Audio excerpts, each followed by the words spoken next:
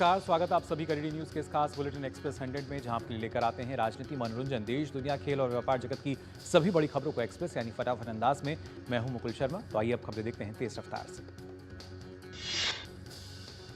संसद के शीतकालीन सत्र में आज राज्यसभा की कार्रवाई शुरू होते ही विपक्ष ने फिर काटा हंगामा। राज्यसभा में सदन के नेता जेपी नड्डा ने कांग्रेस पर जमकर साधा निशाना, कहा संविधान को नीचा दिखाने में जुटी है कांग्रेस। जेपी नड्डा ने कहा विपक्ष ने संवैधानिक लोकतांत्रिक परंपराओं को नीचा दिखाया है, देश की जनता कभी नहीं करेगी माफ। नेता सदन ने विपक्ष के व्यवहार पर निंदा प्रस्ताव लाने का प्रस्ताव रखा।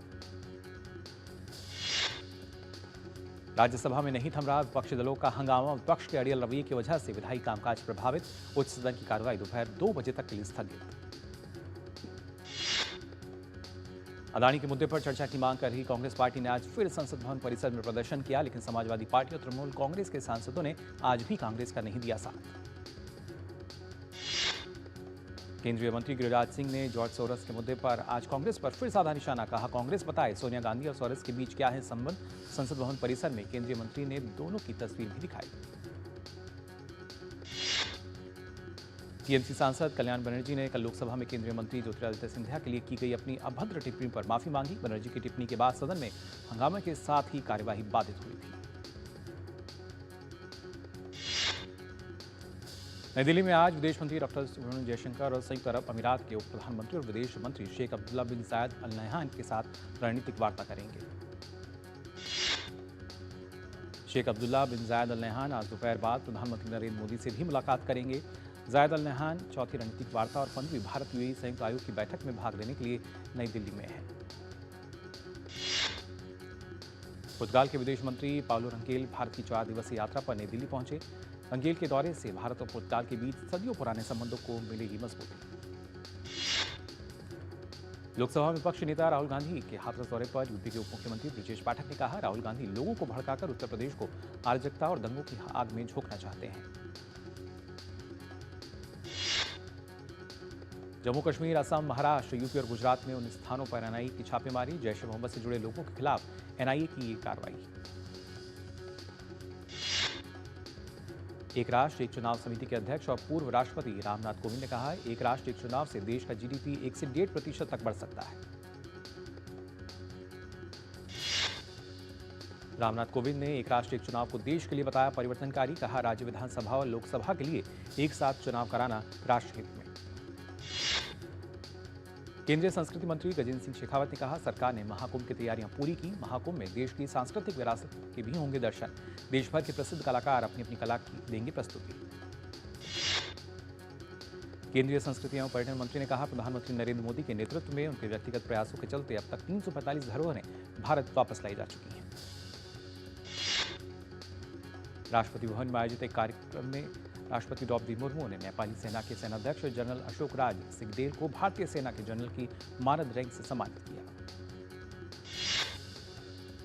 बेंगलुरु में आई इंजीनियर अतुल सुभाष की आत्महत्या के मामले में जौनपुर पहुंची बेंगलुरु पुलिस की टीम, लेकिन अतुल के ससुराल वाले फरार नहीं लगे पुलिस के हत्थे।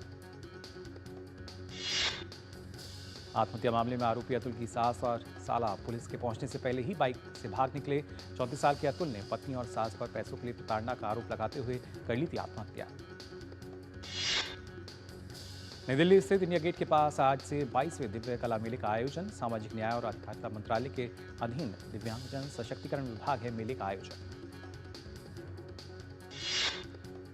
मेले में 100 से अधिक दिव्यांग उद्यमी और कारीगर अपने उत्पाद और कौशल का प्रदर्शन करेंगे। दिव्यांगजनों की क्षमता, दृढ़ संकल्प और कौशल प्रदर्शित करना है आयोजन का उद्देश्य। महाराष्ट्र में मंत्रिमंडल विस्तार की चर्चा जोरों पर है। इस बीच महाराष्ट्र के मुख्यमंत्री देवेंद्र फडणवीस ने नई दिल्ली में प्रधानमंत्री नरेंद्र मोदी से मुलाकात की। इससे पहले महाराष्ट्र के मुख्यमंत्री देवेंद्र फडणवीस ने बुधवार रात नई दिल्ली में बीजेपी अध्यक्ष जेपी नड्डा और गृह मंत्री अमित शाह से भी मुलाकात की थी। जम्मू के रियासी जिले में सुरक्षा बलों को मिली बड़ी सफलता। यहां के माहौर में सुरक्षाकर्मियों ने एक आतंकवादी ठिकाने से हथियार और गोला बारूद के बड़े जखीरे को बरामद किया। आतंकवादी ठिकाने से एक AK असल्ट राइफल, 400 से अधिक राउंड वाली इसकी 3 मैगजीन, 2 पिस्तौल, 14 राउंड वाली 2 मैगजीन और 4 हथगोले बरामद हुए हैं। राजस्थान के दौसा में 3 दिन पहले 150 फीट गहरे बोरवेल में गिरे 5 साल के मासूम आर्यन की मौत।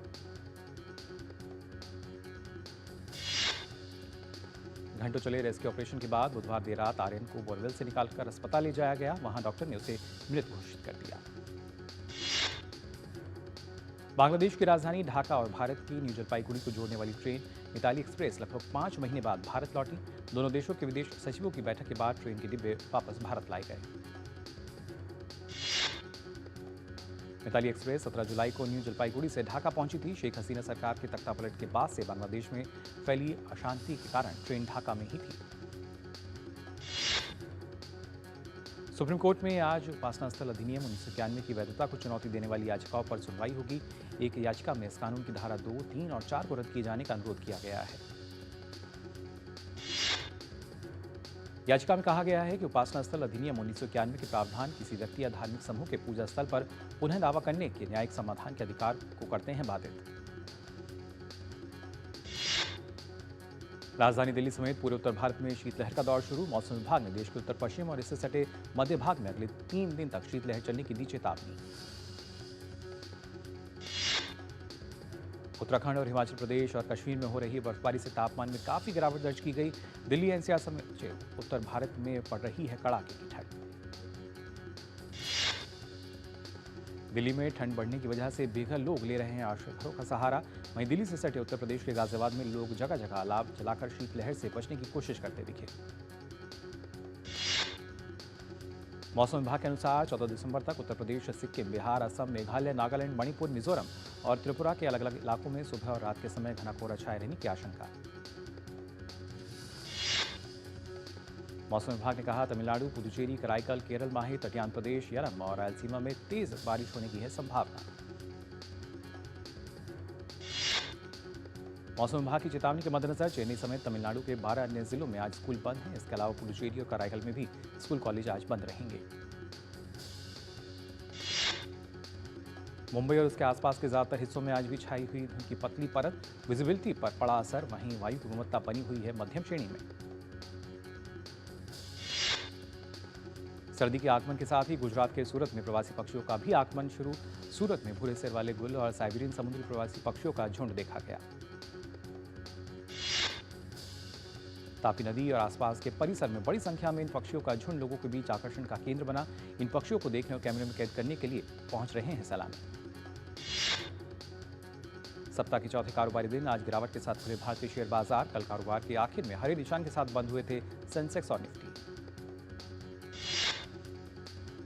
मुख्य आर्थिक सलाहकार अनंत नागेश्वरन ने सीआईए द्वारा आयोजित कार्यक्रम को संबोधित करते हुए भारत की जीडीपी को लेकर कहा कि कोविड के बाद देश की जीडीपी के सापेक्ष में पूंजी प्रवाह में बढ़ोतरी हुई। वित्त मंत्री निर्मला सीतारमण ने कांग्रेस नेता राहुल गांधी के भारत के बैंकिंग सेक्टर पर दिए गए बयान को झूठा और आधारहीन करार दिया। निर्मला सीतारमण ने एक्स पर भारत के बैंकिंग क्षेत्र के प्रदर्शन का बचाव किया और जोर देकर कहा कि प्रधानमंत्री नरेंद्र मोदी के नेतृत्व में सार्वजनिक क्षेत्र के बैंकों ने ऐतिहासिक सुधारों और मजबूत नीतियों के माध्यम से अभूतपूर्व तरक्की की है। भारतीय रिजर्व बैंक के गवर्नर संजय मल्होत्रा ने भू राजनीतिक तनाव, जलवायु परिवर्तन के प्रभाव और राजनीतिक अनिश्चितताओं से जूझ रहे वैश्विक वातावरण में स्थिरता बनाए रखने के महत्व पर जोर दिया। संजय मल्होत्रा ने कहा कि आरबीआई नीतिगत मामलों में स्थिरता को प्राथमिकता देना जारी रखेगा। उन्होंने कहा कि बैंक मौजूदा वैश्विक आर्थिक और राजनीतिक परिदृश्य में जवाब में सतर्क रहेगा। दवा निर्माता कंपनी सिप्ला को भारतीय नियामक केंद्रीय औषधि मानक नियंत्रण संगठन ने देश में विशेष रूप से इनहेल इंसुलिन की वितरण और मार्केटिंग की मंजूरी दी। सिप्ला कंपनी ने कहा कि अफ्रीजा एक तेजी से काम करने वाला इंसुलिन है जिसे इनहेलर के माध्यम से दिया जाता है। अफ्रीजा 12 मिनट में काम करना शुरू कर देगा। वैश्विक अस्थिरता के बीच भारत की आर्थिक वृद्धि दर वित्त वर्ष 2025-26 में 7% रहने का अनुमान। केंद्र सरकार ने ईपीएफओ खाताधारकों के हित में लिया बड़ा निर्णय। अगले साल की शुरुआत से पीएफ खाताधारक अपने पीएफ की रकम सीधे एटीएम से निकाल सकेंगे। सरकार के इस फैसले की जानकारी देते हुए श्रम और रोजगार मंत्रालय की सचिव सुमिता डावरा ने कहा कि इस पहल से पैसे की निकासी की प्रक्रिया काफी आसान हो जाएगी। हालांकि एटीएम से केवल वही पैसा निकलेगा जिसके लिए कर्मचारी द्वारा क्लेम फाइल किया गया होगा। और फिलहाल एक्सप्रेस 100 में वक्त हो चला एक छोटे से ब्रेक का। जल्द हाजिर होते हैं।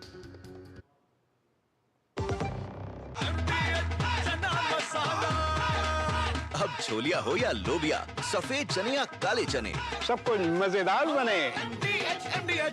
मुथूट फाइनेंस गोल्ड ओवरड्राफ्ट, ब्याज सिर्फ उतने ही दिन का भरिए जितने दिन पैसे इस्तेमाल कीजिए। आज ही कॉल कीजिए 1-800-313-1212। पापा ये सब? हाँ, जो चीजें सालों से बेवजह पड़ी हो उन्हें हटा देना चाहिए। ये भी दादाजी की पुरानी पासबुक और एफडी। अरे ये कैसे रह गया? पैसे गए? नहीं, उपाय है। बैंक खाते को संचालित करते रहना चाहिए, वरना खाता इनऑपरेटिव हो जाता है। ऐसे में बैंक से संपर्क करें, खाता सक्रिय करवाएं और आपकी रकम जो है उसे ब्याज समेत क्लेम करें। दादू ये आरबीआई कहता है जानकार बनिए, सतर्क रहिए। सही कह रहा है। मेरी पसंद, मेरी पसंद, मेरी पसंद, मेरी पसंद, हमारी पसंद। हम सबकी पसंद। मजबूत देश का मजबूत सरिया हो गया स्टील। तो ब्रेक के बाद आप सभी का एक बार फिर स्वागत एक्सप्रेस 100 में। आइए खबरें देखते हैं एक बार फिर तेज रफ्तार से। केंद्रीय उपभोक्ता मामलों, खाद्य और सार्वजनिक वितरण मंत्रालय के मुताबिक थोक व्यापारियों के लिए गेहूं के भंडारण की सीमा 2000 मीट्रिक टन से घटाकर 1000 मीट्रिक टन हुई। घरेलू व विदेशी कंपनियां अगले 6 वर्षों में भारत के इलेक्ट्रिक वाहन व सहायक उद्योगों में करेंगी 3.4 लाख करोड़ रुपए का भारी निवेश।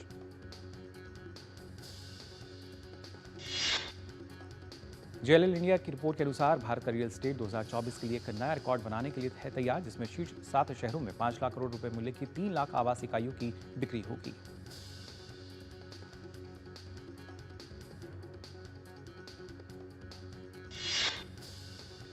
कोको कोला ने अपने बॉटलिंग कारोबार unit Hindustan Coca Cola beverage private limited से 40% हिस्सेदारी जुबिलेंट भारतीय ग्रुप को बेची। चालू वित्त वर्ष की पहली छमाही में भारत की चाय निर्यात में हुई तेजी। चाय बोर्ड के मुताबिक मूल्य के हिसाब से 13% बढ़कर 3,403 करोड़ रुपए से अधिक हो गया, जबकि पिछले वर्ष इसी अवधि में ये 3,007 करोड़ रुपए था। चाय बोर्ड के मुताबिक इस अवधि के दौरान चाय का निर्यात करीब 9% बढ़कर 122 मिलियन किलोग्राम से अधिक हो गया, जबकि पिछले वर्ष ये करीब 113 मिलियन किलोग्राम था। सीरिया में फंसे 75 भारतीय नागरिकों की स्वदेश वापसी जारी। सुरक्षित निकाले गए लोगों में जम्मू कश्मीर के 44 जायरीन भी शामिल।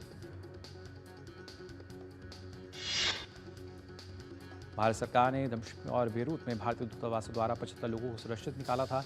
वहीं सुरक्षित वापस आए रवि भूषण ने केंद्र सरकार का आभार व्यक्त किया। विदेश सचिव विक्रम मिस्री ने विदेश मामलों पर संसदीय स्थायी समिति की बैठक के दौरान अपने बांग्लादेश दौरे की जानकारी दी।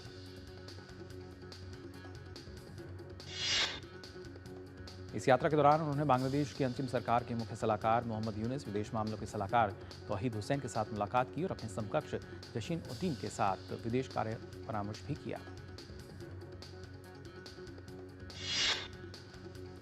बांग्लादेश की एक अदालत ने पुजारी चिन्मय कृष्णदास की जमानत याचिका खारिज की। बांग्लादेश सम्मिलित सनातन जागरण ज्योत के प्रवक्ता दास को देशद्रोह के आरोप में गिरफ्तार किया गया था। अमेरिकी जनरल की निगरानी में लेबनान से इजरायली सैनिकों की पहली वापसी हुई है। यूएस सेंट्रल कमांड ने बताया कि इजरायली सेना ने दक्षिण लेबनान के एक शहर से पहली बार वापसी की और संघर्ष विराम समझौते के तहत उनकी जगह लेबनानी सेना ने ली।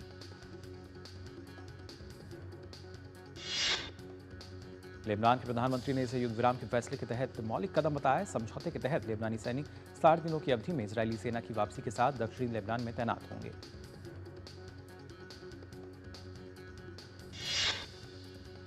अमेरिकी विदेश मंत्री एंटनी ब्लिंकन सीरिया में एक सुचारू परिवर्तन सुनिश्चित करने में मदद करने के लिए पश्चिम एशिया के लिए रवाना हुए।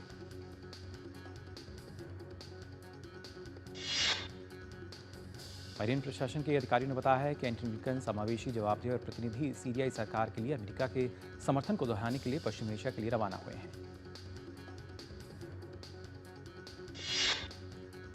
दक्षिण कोरिया के राष्ट्रपति ने अपने मार्शल लॉ के आदेश का बचाव करते हुए इसे अपने शासन का एक कार्य बताया।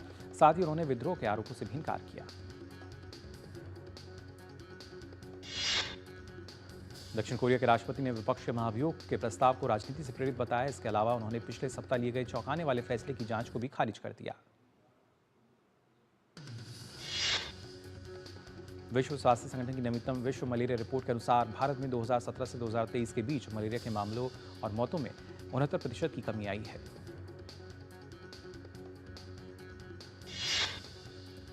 रिपोर्ट के अनुसार देश में मलेरिया मरीजों की संख्या 2017 में करीब 64 लाख थी, जो 2023 में 69% की गिरावट के साथ 20 लाख रह गई है। इसी अवधि में मलेरिया से होने वाली मौतों की अनुमानित संख्या भी 11,100 से 68% घटकर 3,500 पर आ गई।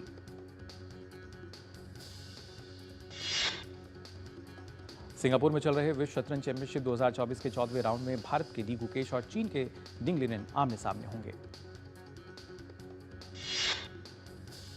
अब तक खेले गए 13 दौर के मैच के बाद दोनों खिलाड़ी 6.5 अंक लेकर बराबरी पर हैं। ऐसे में आज होने वाले फाइनल मैच में जीत के साथ गुकेश के पास सबसे युवा विश्व चैंपियन बनने का मौका है। भारतीय महिला squash team world squash team championship के क्वार्टर फाइनल में आज संयुक्त राज्य अमेरिका से भिड़ेगी।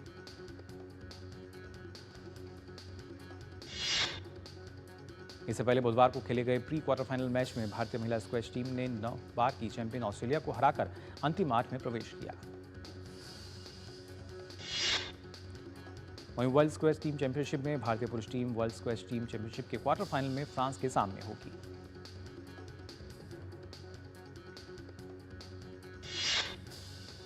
वर्ल्ड स्क्वैश टीम चैंपियनशिप के प्री क्वार्टर फाइनल मैच में भारतीय पुरुष टीम ने 5वीं वरीयता प्राप्त मलेशिया के खिलाफ जीत दर्ज करके अंतिम 8 में प्रवेश किया। महिला जूनियर एशिया कप में भारतीय टीम आज अपने चौथे और आखिरी मैच में थाईलैंड से भिड़ेगी। इससे पहले खेले गए लीग के तीसरे मैच में टीम इंडिया को चीन के हाथों 1-2 से हार का सामना करना पड़ा। भारत की ओर से एकमात्र गोल दीपिका ने 56वें मिनट में किया। भारतीय महिला क्रिकेट टीम को ऑस्ट्रेलिया महिला क्रिकेट टीम तीसरे वनडे में 83 रन से हरा दिया। इस जीत के साथ ही ऑस्ट्रेलिया ने 3 मैचों की सीरीज को 3-0 से अपने नाम किया।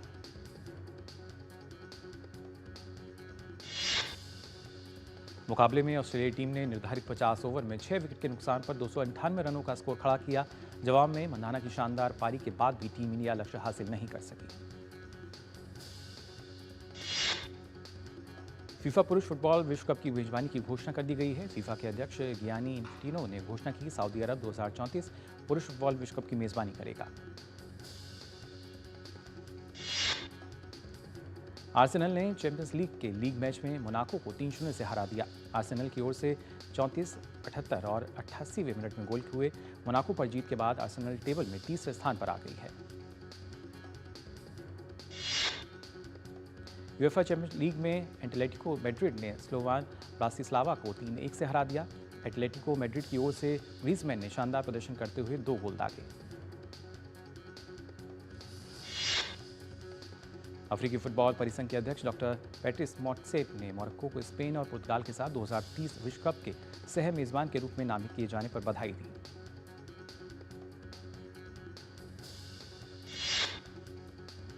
सऊदी अरब को 2034 फीफा विश्व कप की मेजबान मिलने के बाद रियाद में फुटबॉल प्रशंसकों में खुशी की लहर दौड़ गई। प्रशंसकों ने आतिशबाजी और ड्रोन शो के साथ इस फैसले का स्वागत किया।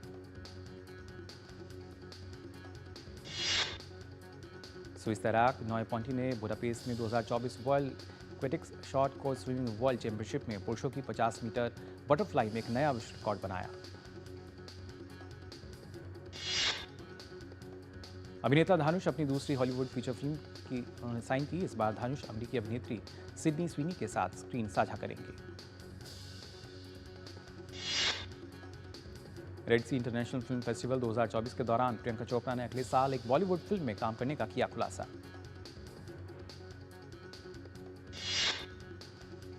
बॉलीवुड अभिनेता ड्वेन जॉनसन ऑफ रॉक ने फिल्म बेवाच में प्रियंका के साथ अपने अभिनय को किया याद।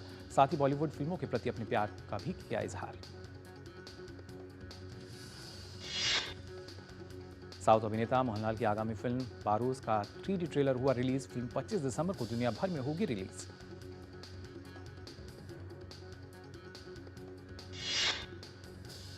मुंबई में हुए फिल्म बारूद के ट्रेलर लॉन्च इवेंट में अक्षय कुमार सहित कई सितारे आए नजर।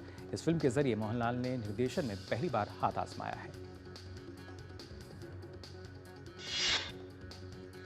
निर्देशक विकास बहल ने की फिल्म क्वीन 2 की पुष्टि। विकास ने बताया कि फिल्म का प्रोडक्शन शुरू हो गया है और इस बार भी कंगना रनौत मुख्य भूमिका में नजर आएंगी।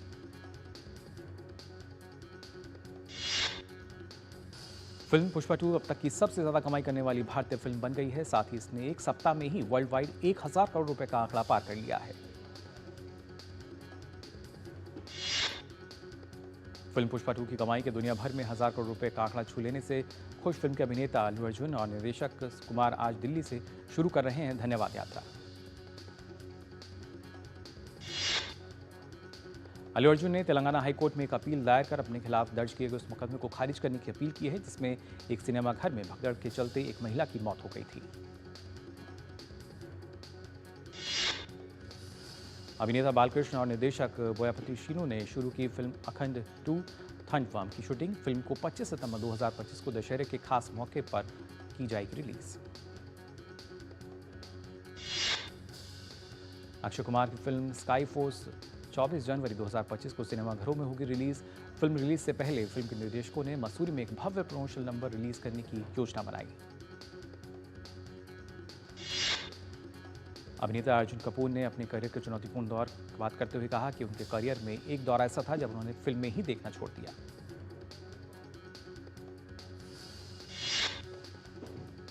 अभिनेता राघव लॉरेंस फिल्म बेज में निभाएंगे मुख्य भूमिका। फिल्म जिसका निर्देशन पखियाराज कनन करेंगे। फिल्म आजाद का पहला गाना बिरंगे हुआ रिलीज। फिल्म में रवीना टंडन की बेटी राशा थदानी और अजय के भांजे अमन देवगन एक साथ आएंगे नजर।